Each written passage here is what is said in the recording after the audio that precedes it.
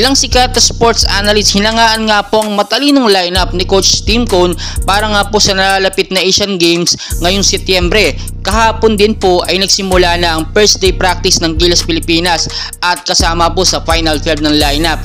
Ito nga pong si Terence Romeo at si Abueva, no? At alam naman natin malaki ang maitutulong nila sa Gilas Pilipinas para sa Asian Games kahit wala ang mga young Gilas player natin na nagpakitang gilas nitong FIBA tulad nila Kai Soto, nila Ren Sabando, nila Dwight Ramos. At bukod pa po dyan, hinangaan din talaga ng sobra hindi lamang ng mga sports analysts pati ng mga Gilas fans etong ginawang pag-sorry or pag-apology ni Coach Tim Cone dito nga po kay Justin Baltasar. Dahil recently po kung matatandaan ninyo, nagkaroon ng issue patungkol dito kay Justin Baltasar na hindi nga daw po siya naging available, no? Yun po yung pagkakasabi or nakuhang balita nitong si Coach Tim Cone sa SPP para kay Justin Baltasar. Hindi daw available ito sa FIBA World Cup at yun nga daw hindi siya makakalaro, pero hindi pala totoo. Ang totoo pala nun, hindi siya tinawagan or naghihintay siya ng tawag ng SPP pero walang tumawag na kahit isa, kahit available naman daw po siya. So nakakapagtampo yun sa part ni Justin Baltasar. Kaya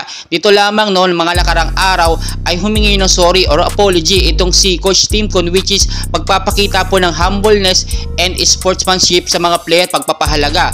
May mga bashers din na nagsasabi, sino ba naman itong si Justin Baltasar? So sa mga hindi po nakakilala, no, kay Justin Baltasar, no, professional basketball player po siya ng MPBL at dati na rin po siyang naglaro sa Hiroshima Dragonflies noong 2022. So nakapag-Japan na po siya and ngayon lang po, recently lang po ay naglalaro talaga siya presently dito nga po sa MPBL. At alam naman natin kahit papaano sa taas po o sa height na 6'9", pwede sana siyang pumalit kay Kai Soto kung sakaling magkaroon ng injured dito nga po sa FIBA World Cup nakakatapos lamang. Pero sadyang hindi siya tinawagan dahil na rin po sa sistemang So nakita nyo po, no, talagang may laban ng Gilas Pilipinas natin ngayong Asian Games.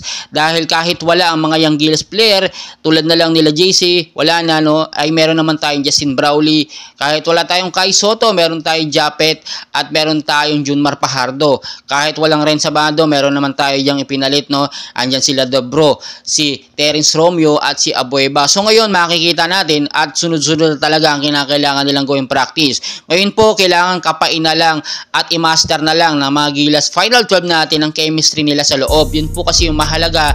Alam nyo kapag walang chemistry, mahihirapan sila kahit ganun sila kagagaling. Yung mga pasahan ng bola, yung kapaan, yung mga silipan, yung mga senyasan, yun po ang mahalaga sa loob kapag ikaw ay naglalaro. Dapat handle mo or may sistema kayo or may chemistry kayo ng mga teammates mo. Well guys, maraming pangaganapan and please, huwag nyo pong kalimutan mag-like and subscribe para updated kayo sa ating mga Gilas updates. Maraming salamat po.